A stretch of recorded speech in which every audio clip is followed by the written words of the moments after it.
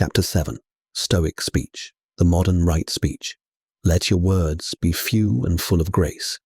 Ecclesiastes 5. 2.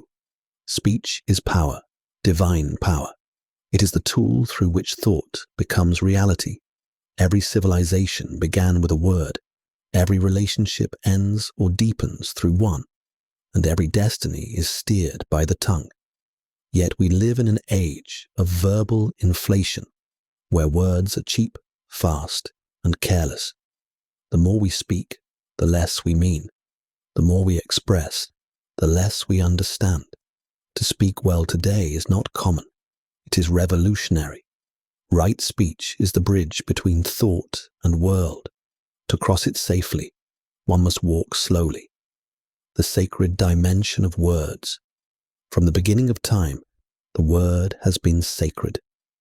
In the Gospel of John, in the beginning was the Word, and the Word was with God, and the Word was God. Speech was seen not as noise, but as creation. The Stoics shared the same belief. They spoke of the Logos, the divine reason that orders the universe. Every human, they said, carries a fragment of that Logos within. To speak wisely is to align your microcosm with the cosmic order. And in Buddhism, the concept of right speech appears as one of the 8 noble paths to enlightenment. To speak truthfully, kindly, and at the right time. That was the way to peace. 3 traditions. 1 truth. Speech is sacred when it serves harmony. The ethics of expression words are moral instruments. They can heal, inspire, and build. Or they can wound, divide, and destroy. To master speech is not merely to communicate better. It is to live more ethically. The tongue has no bones, yet it can break a heart. Proverb Epictetus taught, first learn the meaning of what you say, then speak. He understood that morality begins not in action, but in articulation. Before you speak, ask yourself 3 questions, the same ones that have guided sages for millennia. 1. Is it true? 2. Is it necessary? 3. Is it kind? If your words fail any of these tests, silence is the wiser language. The modern challenge: speed kills. Meaning, we live in a culture of instant replies, emails sent without thought, messages written in anger, opinions shouted without listening. Technology amplifies speed, but not wisdom. It allows the impulsive mind to broadcast before the rational one can intervene. That's why the virtue of right speech is more urgent now than in any ancient age. To speak slowly, intentionally, and compassionately in a world of verbal chaos is to practice modern stoicism. It's not about being perfect. It's about being present. In every word you speak, you reveal your level of consciousness.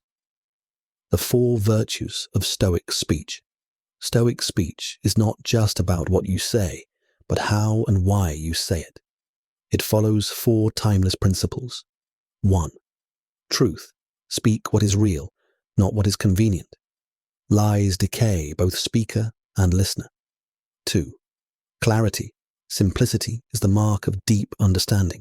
As Marcus Aurelius said, speak plainly, lest you deceive even yourself. 3. Kindness. Never use truth as a weapon.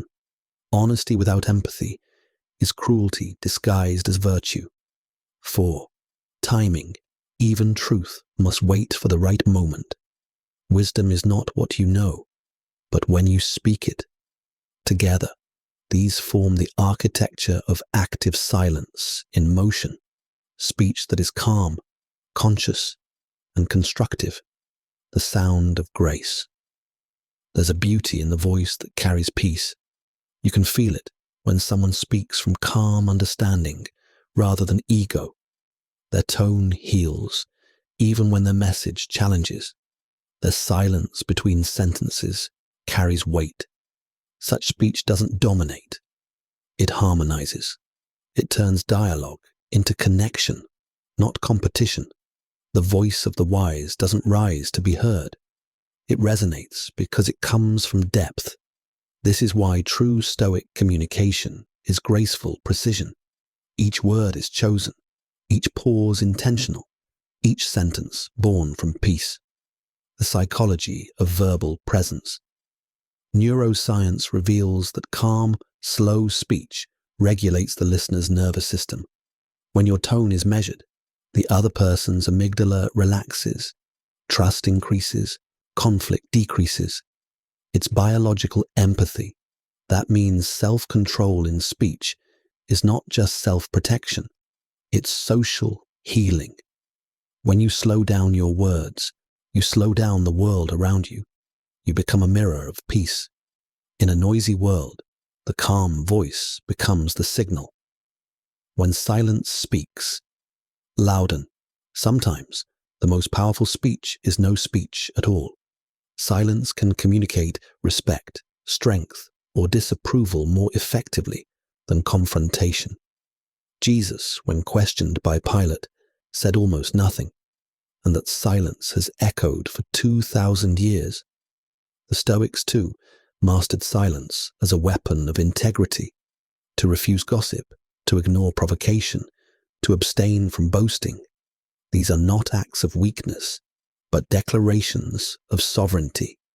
Silence, used consciously, becomes the language of the higher mind, the practice of right speech. Before speaking, breathe once consciously. Let the breath filter the impulse. 2. Speak slowly enough that you can hear yourself think. If you can't hear yourself, neither can others. 3. When in doubt, ask, does this build peace or noise? 4. After speaking, observe the energy you leave behind. Did your words clarify or confuse, heal or harm? Speech is not just a tool. It is an energetic act. Each word leaves a trace in the world. Each conversation plants a seed in someone's mind. Speech as service. The highest